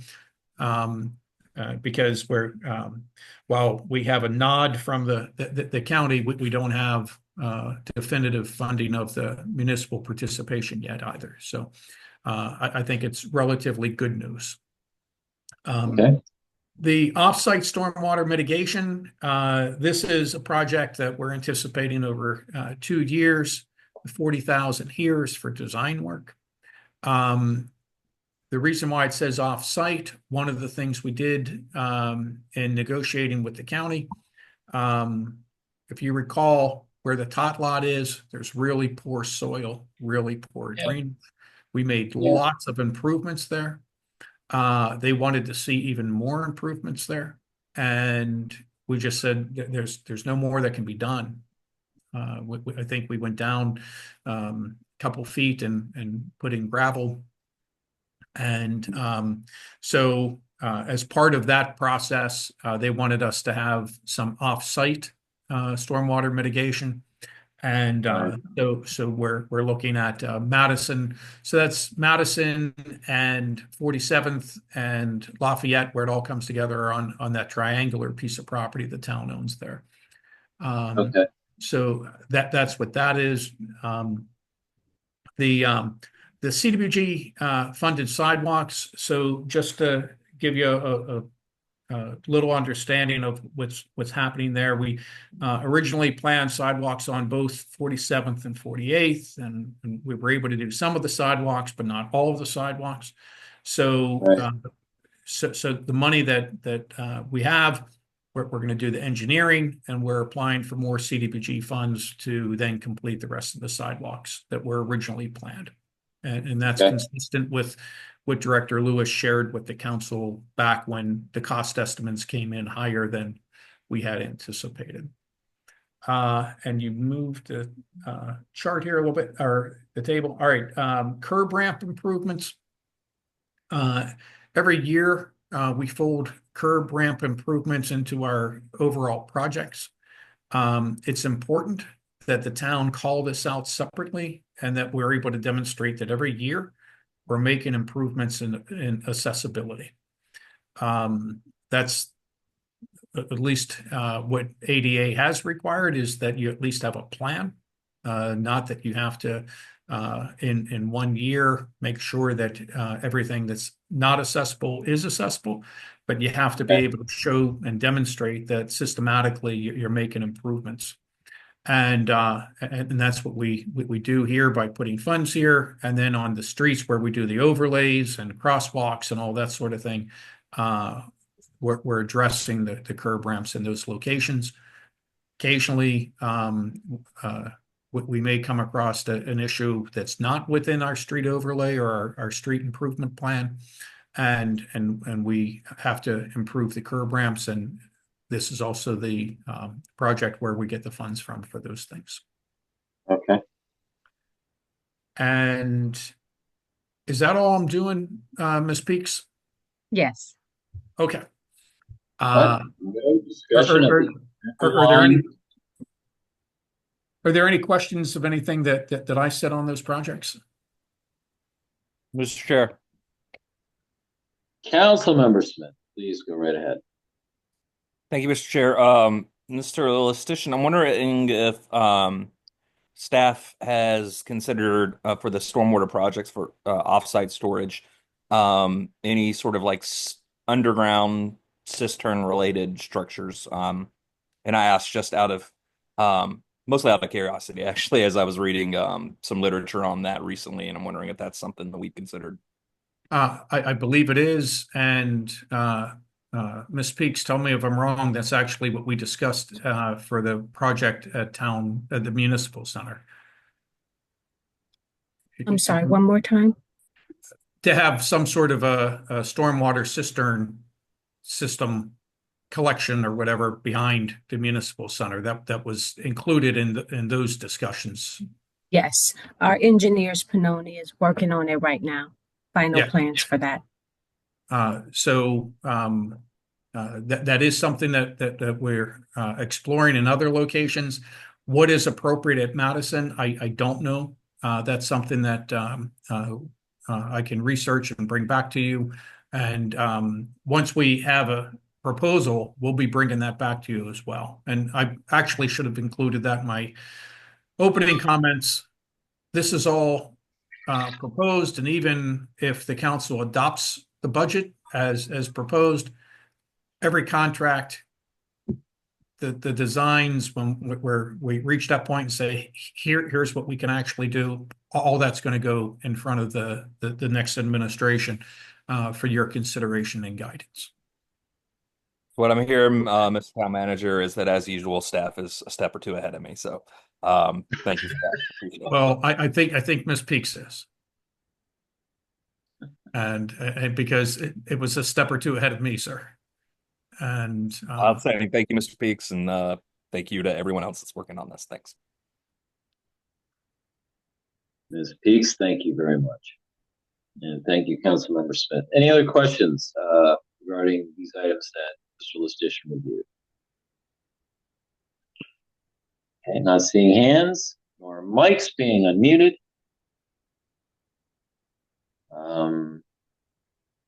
Okay. Next thing, where are we talking? Are we going to talk walk, bike, drive safety? Yes. Awesome. Thank you. Good evening, Mayor and council members of the public. Well, we had two other projects. So the Purple Line Neighborhood Connectivity Project, which is along. I'm sorry. No, I'm sorry. I was thinking those last two were going to be saved for something else, but if that's what's next, go right ahead. Sure. The Purple Line Neighborhood Connectivity Project is on 54th Street from Quintana to Patterson, and it includes new sidewalk, drainage improvements, and pedestrian lighting. And the goal is to improve pedestrian connections in that neighborhood. Streets and sidewalk improvement. It's an ongoing project to fund the repair and resurfacing of roads and installation of crosswalks and the construction, reconstruction, and repair of sidewalks throughout the town. Numerous road improvement projects were completed in fiscal year 24, 25, and we have additional road projects to be completed in fiscal year 26.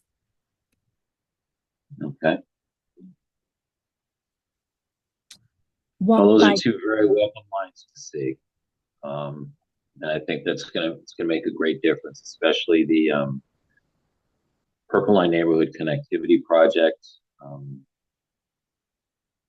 I think having a good sidewalk system to afford a positive experience getting to and from the Purple Line is going to do a lot for ridership. And anything that we're able to do is well worth it. Thank you, Ms. Peaks, for letting me make that comment. Please go ahead. Thank you. Safe Streets and Roads for All. So the town received a grant from Federal Highway Administration and U.S. Department of Transportation that will support the development of Walk, Bike, Drive Safety Initiative Plan and fund the design, the implementation of quick-built road safety projects, and engineering services to identify options for future road projects. And that it's going on right now. A supplemental action plan is being developed, and we'll be able to update you on the progress of that in a few months. Okay. Walk, bike, drive. Did you have questions about that? No, I didn't know. Did anyone else have any questions regarding that? Okay, go right ahead, ma'am. Walk, bike, drive safety improvements. This project will fund permanent infrastructure improvements in support of the engineering and environmental enhancement goals and objectives of the Walk, Bike, Drive Safety Initiative.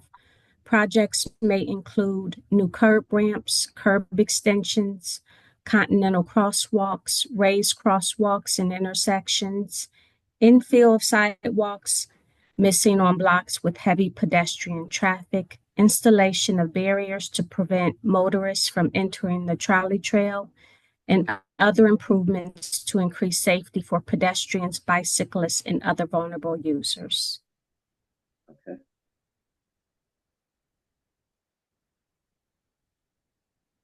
Okay. I look forward to seeing that, especially the raised sidewalks. I know this is something we've talked about for a while. And again, another welcomed addition towards this initiative. Any other questions, comments for Ms. Peaks regarding these last 4 items we just reviewed? Okay. Hands and a bunch of unmuted mics. Okay, Ms. Peaks, thank you. Thank you. Okay, next up we have, let's see, where are we at now? We're at 9:22.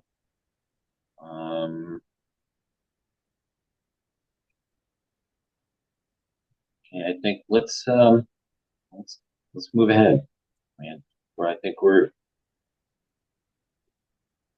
at that point. Please go right ahead. Looks like we're heading on to the 18th hole, so go right ahead. So we have Chief Turner who's going to walk us through the various acquisitions here. Great. Chief Turner, it's all yours. Yes, sir. Good evening. In the last FY 2025, we installed 2 new camera locations for the neighborhood safety camera at the tot lot and on the paper street off of 54th Avenue, next to the vacant lot behind the BP gas station. I think that's Kennedy Street. In FY26, we're looking to identify 2 additional locations to expand the project and additional monitoring inside the PD and dispatch. For the traffic signs project, funds will continue to be used to purchase and install signs with enhanced visibility, such as the lit stop signs and crosswalk awareness. Okay. Is there any questions on those 2? No, I have none. So the ballistic vests are obviously the Kevlar vests that the officers are required to wear. They have a 5-year life cycle, and we have a number that are due for replacement in FY26. And generally, they are paid for half with a grant. If that grant is still available next year, we will use that as well. Okay. And the public safety communication console, staff is seeking grant funds for this. If the grants are not available, then this project will not go through. It's approximately like $158,000. That $20,000 there would be the matching amount that we would have to supply. Okay. And the public safety voice recorder system is the voice recorder. So it records all incoming and outgoing phone calls, as well as radio transmissions from dispatch and from the officers. The current voice recorder is over 10 years old and is no longer supported. So if we were having an issue with it, we would not be able to get it repaired. So Okay. staff is looking to replace that in FY2026. Okay. Any questions on those projects? Yes, Chief.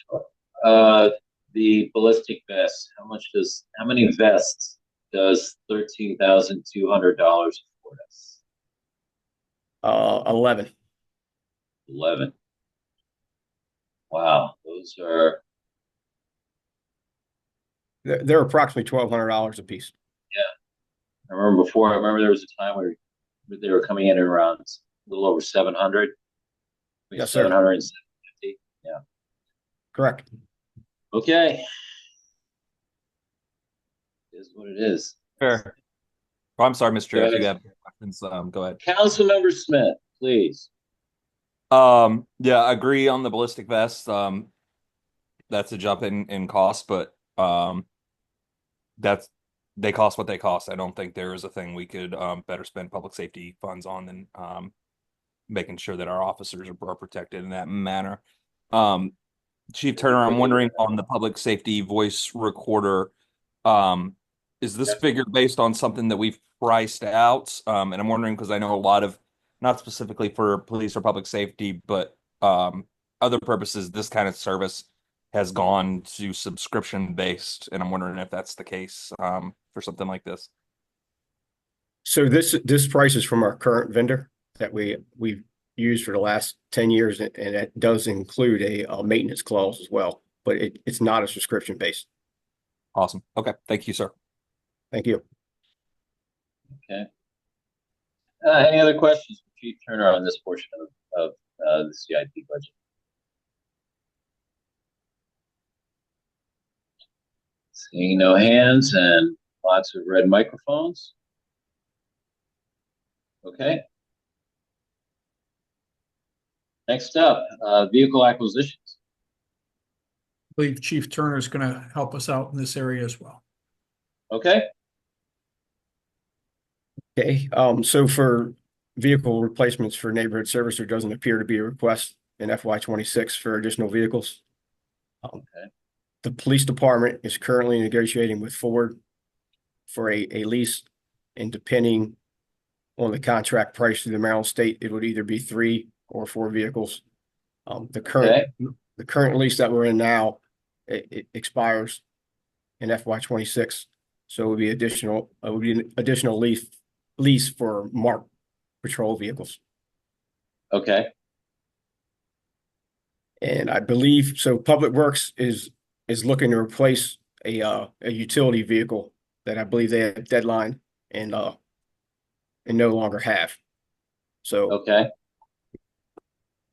And that's it for the vehicle replacements. If there's any questions, I'll try to answer. I'm gonna cut right to the chase. Councilmember Smith, go right ahead. Oh, you know me too well, Mr. Chair. I'm assuming, or would just like to encourage staff, knowing my feelings on these, that we try to identify vehicles for all these that are not solely based on carbon fuels. Thank you, Mr. Chair. Okay, Chief Turner. I mean, I know you've heard this request before from the council member, and I imagine that in your search, as we're looking at acquiring new vehicles, as we are across all of the vehicles that the municipality would employ, that you're asking of manufacturers what is their, what's their horizon, their timeline horizon for getting vehicles that have such a demand daily, and what they need to be able to do when they see an electronic vehicle coming to fruition that can handle that demand. Yes, I mean, we continually research and and study those types of options, as well as we talk to our counterparts around the state on the use of electric vehicles. It's difficult at this time. We obviously don't have the infrastructure. If we were to go full electric on our police vehicles, we wouldn't have a way to charge. We're just getting our first charging station installed at the police department right now. So and it takes quite a bit of time to charge a vehicle, depending on how much percentage battery you need to do, and the patrol shifts are 12 hours. So it would be kind of difficult to go fully electric at this point. Okay, so it's really a number of things that we're looking at to be able to make that transition over. I mean, besides just the vehicles, that infrastructure that you're talking about, because we're not really. I mean, on the private market, we're not seeing that yet. In the sense that whereas now an officer can go over to, if not to what we have set up at Public Works, but if they needed to stop into a station on the street and be able to fill up. There's just not that structure for electric vehicles, nor the capacity to do it in a quicker fashion readily available. Correct. I believe there are certain aspects and there are certain positions in the police department that we can use electric vehicles in. It's difficult with the patrol vehicles. They're not stationary. They're generally out patrolling. So charging times and, unfortunately, the shift is scheduled for 12 hours. We don't always get off on time. There's I mean, life happens. Not to get too far down in the weeds, but I mean, our Department of Corrections is in Upper Marlboro, so we have to go down there multiple times a week. So and I don't believe they have a charging station at the jail. No. Again, it's like it's essentially it's a coordinated infrastructure that needs to be able to be set up in order for this really to function well for law enforcement vehicles. Yes, we are. To answer your question, we are exploring options. Okay. Thank you. Councilmember Smith, was that enlightening for you? Certainly was, Mr. Chair. I appreciate those concerns. And I have advocated and continue to advocate for us to install level 3 charging infrastructure in town. These are the fast chargers that in addition to having a benefit for the use case we're describing here, where you can charge from 20 to 80% in about 45 minutes. The newer technology a little bit faster than that. But these are also the chargers, these quick chargers that bring people in your town that wouldn't otherwise be there, right? Like I love our chargers in town center. But those longer term chargers, those are for folks that live nearby and can wait around. But folks that need to stop in for a charge real quick before they get back on the road and have some lunch and do a little shopping while they're doing that. That's what we need chargers for, in addition to the use case identified by the chief. And the only thing I would add to that, Mr. Chair, is that a lot of with any sort of government procurement, right? That's a lot of times what drives the market to innovate on these kind of things. It's one thing to have fickle consumer demand for a thing, but when you know that governments, particularly multiple local governments, are prioritizing this kind of technology, you have a built-in customer base. So to be able to get patrol cars that can operate in the manner that the chief describes, charge quickly, and be back on the road, it takes particularly governments saying that their fleet is going that direction. And I would estimate that most governments, the plurality, if not the majority of their fleet, are police vehicles. So I think we're doing our part as a town and looking that way and transitioning that sector of the technology in that direction. And frankly, I think with prioritizing installation of level 3 charging infrastructure, it's doable in a way that wouldn't impact police operations. And I certainly defer to the chief on that. He's the chief, I'm the councilman. I'm not going to tell him how the department should run and how often his vehicles need fueled. But I think it's something that if we prioritize, we can make it happen. And I thank you for the dialogue, Mr. Chair. Okay, well, you're quite welcome. It's a good dialogue to have, and it's something we need to be looking at each year and seeing when we can make that come to fruition. Mayor Thompson, patiently with that hand up. Glad your shoulder doesn't move. Mr. Chair, thank you so much. I You're just want welcome. to mention that my colleagues who follow the technology in this area say that there are some technological innovations that are on the near-term horizon, not too far out.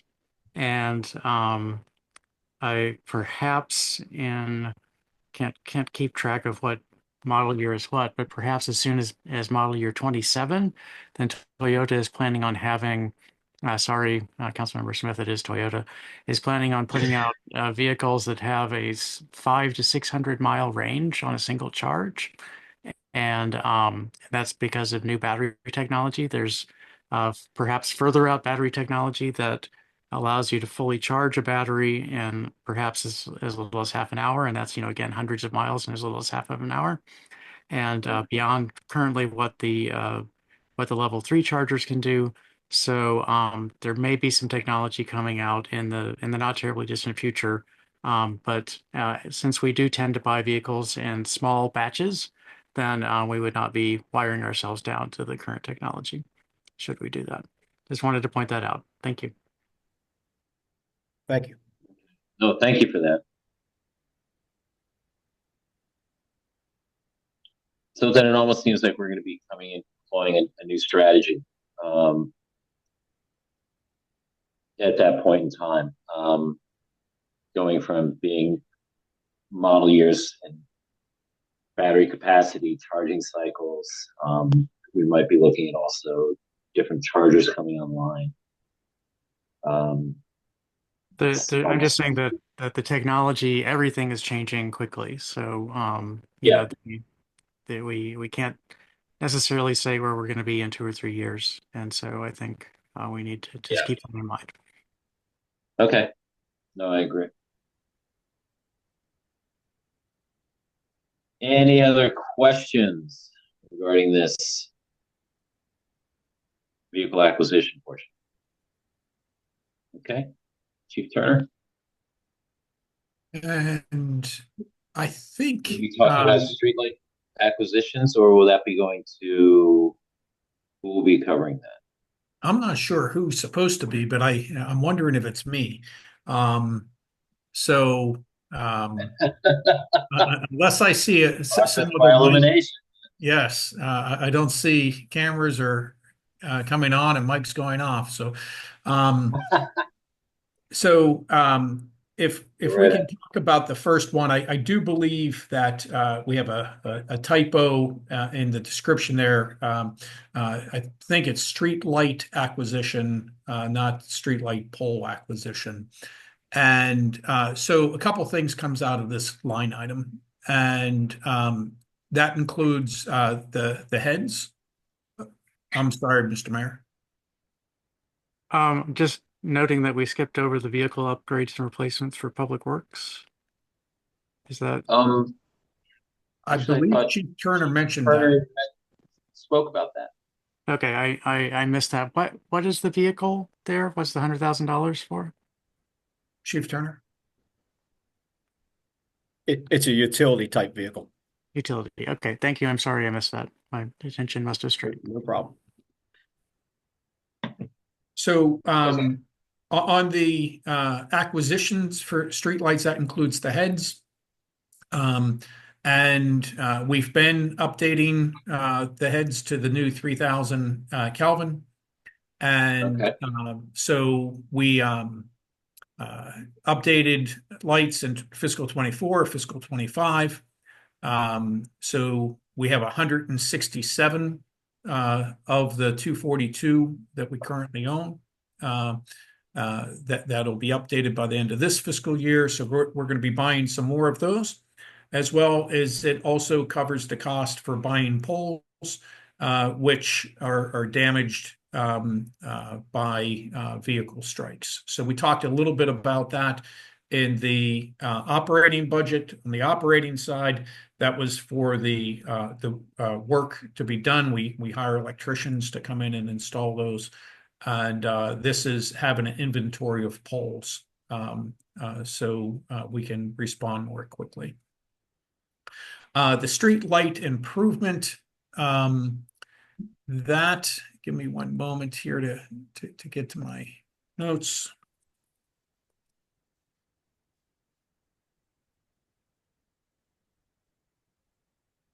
My apologies.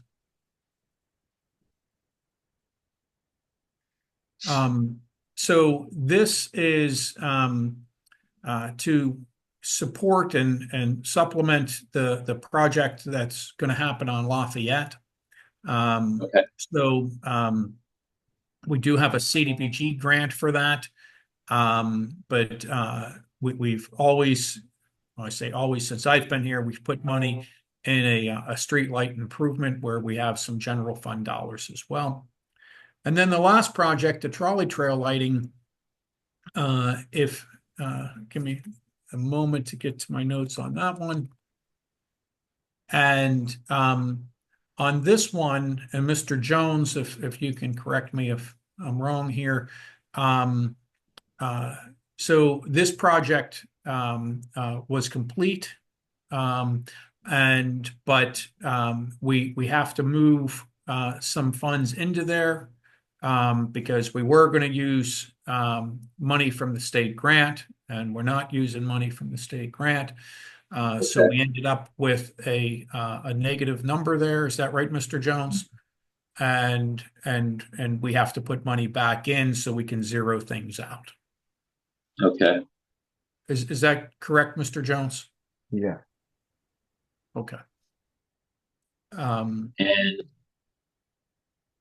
the reason for our putting in money was the state grant was pulled. No, we were actually going to we redirected it. Correct. Okay. And so those funds are for the trolley trail realignment. So the cost was over. We were using trolley trail realignment funds. But then it's like we had to do this, so we moved it over. But now we have to fund a deficit number in this particular project. So that brings in the 134 of new money to zero out the project. Okay. And I believe that's all the pages for tonight. Mr. Jones, page 6 of 6. Yeah. Mr. Chair, how would you like to handle Saturday, and what projects, if any, would folks like to take a deep dive on, so staff can prepare for that tomorrow? It's a good question. I think even with the presentation we had in the back and forth we had on this, I think we were able to cover fair amount of discussion on these items that folks wanted to bring up. I know I'm comfortable with what was explained tonight, what was brought up tonight. Does council feel the same way? Or are there items that they would like to talk more about on Saturday? Mr. Chair, there's nothing I'd want to go deeper on than we have in the last two meetings on Saturday. I do, just for clarification, I'm wondering if, since we have noticed that meeting as one of our budget meetings, if we still need to do pro forma or something on Saturday. But in terms of my concerns with talking more about the budget as a council, I'm satisfied at this point. Okay. So would you think that, perhaps what we do for Saturday is we probably set up a shorter meeting time, but essentially allow anyone who would want to come in and ask questions about stuff, because they have the time on Saturday that they didn't have this evening. So in the sense that we're still holding to the commitment we made to have 3 meetings? I certainly, Mr. Chair, defer to the consensus of the council, but I think that would be appropriate. Okay. I mean, I'm fine with doing that. We did announce that we would have 3. I agree with that. Yeah. Okay. Me too. So why don't we schedule then for Saturday something that's going to be along the lines of anywhere between 60 and 90 minutes, and allow folks to come in. If there's anything that folks want to review in the budget in between now and then, and want to bring up that as well, that we take that time on Saturday to be able to do that.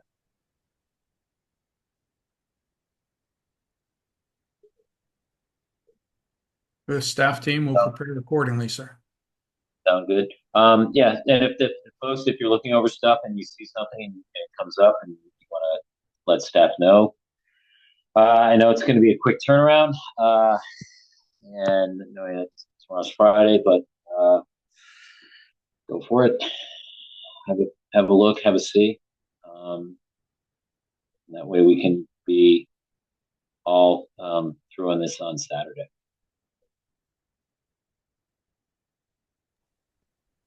Sound good?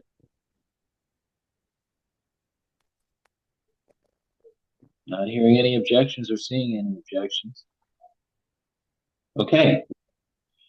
Well, folks, until Saturday, thank you all for being here tonight and making this a productive meeting. I'd like to thank staff as well for the efforts they put forward for this preparation, as well as for past Saturdays. I think we've been able to cover a number of items that we're able to in the amount of time, and be able to do so in a thorough fashion. And I think it's to their credit.